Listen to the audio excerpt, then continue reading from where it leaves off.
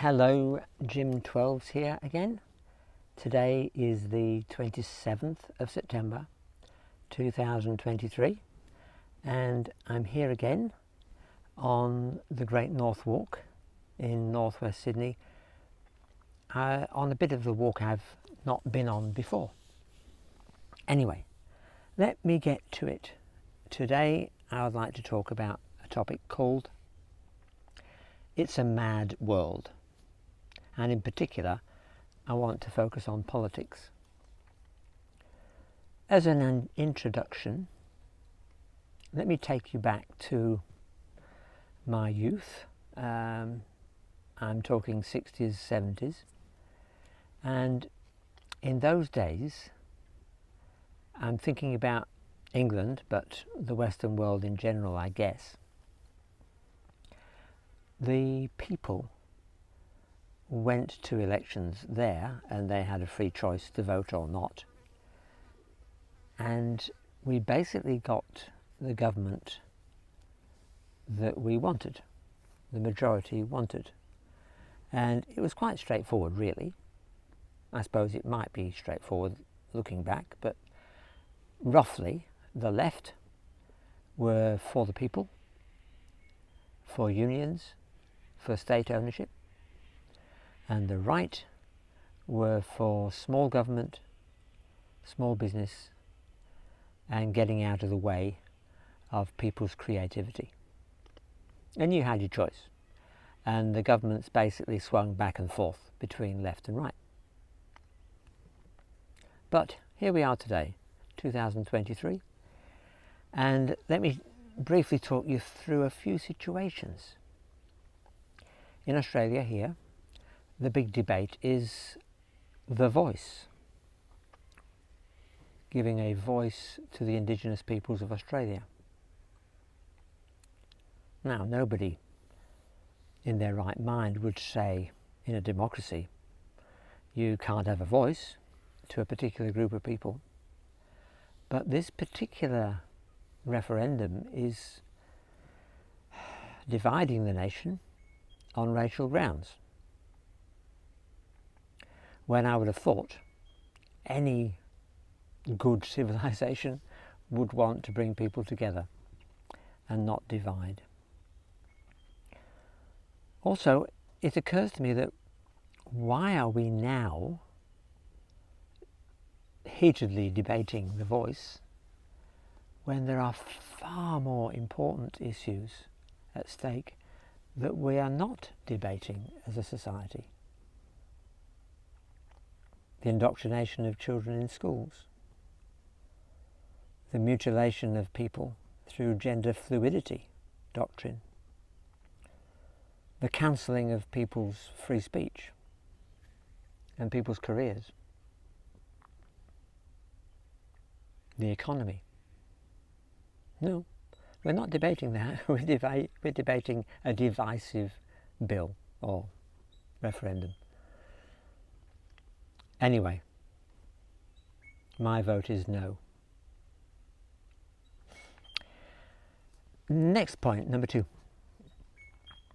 The net zero agenda, which isn't receiving any debate, not in the mainstream media, certainly not in corporations. I phoned up my superannuation firm to politely complain that they were putting a political view onto their people. Oh, in that case, that was relating to the voice. They were advocating for the voice. And I told the superannuation firm, what if the voice fails and you've put your reputation behind a yes vote? Surely corporations shouldn't be involved in pushing a political agenda. Anyway, back to the net zero agenda, which isn't receiving any debate. It's just receiving blanket assumption that it's the way to go, and anybody who questions it is really wrong. Number 3, The Misinformation, Disinformation bill in federal parliament in Australia. Why? Why should we even be discussing it? It seems mad that we should. Surely adults can agree to disagree. And it's certainly not the place of government to decide what is misinformation and disinformation. Those terms, to me, come straight out of a propaganda book and psychological manipulation of the people. Number 4, the ACT state territory government taking over a Christian hospital, bringing it into the state organisation, stripping it of its Christian ethos and values. Again, that was done so crassly, so crudely, with such amazing speed. Number 5, there are so many inquiries and bills that seek for people to make submissions.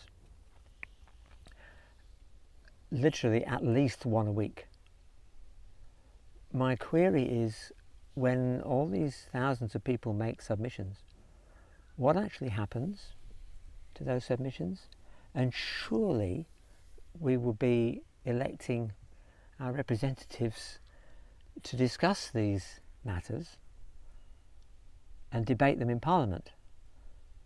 But the debate seems to be happening out here, but then do our views get anywhere? And I learn facts today that hundreds of submissions, potentially thousands, are being withheld by the government and not being posted on the website.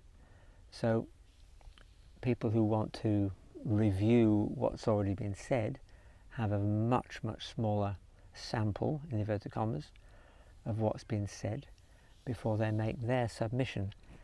I think it's all mad. The WEF and WHO setting national agendas. For example, the pandemic preparedness agreement suggestion, along with a whole bunch of other genetic proposals to bring Western nations into line.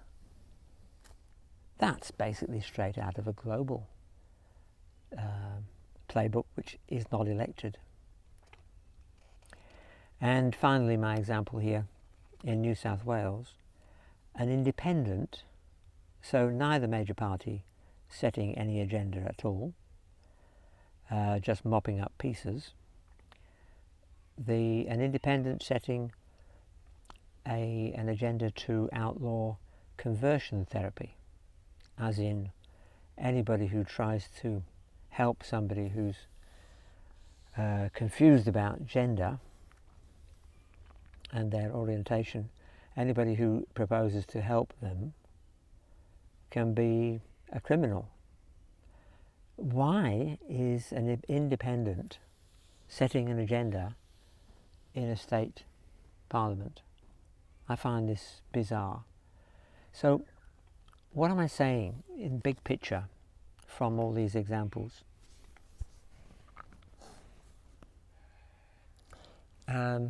It seems to me that democracy is dead, and that the players at state and federal level are simply puppets performing on a stage, which is very well paid stage,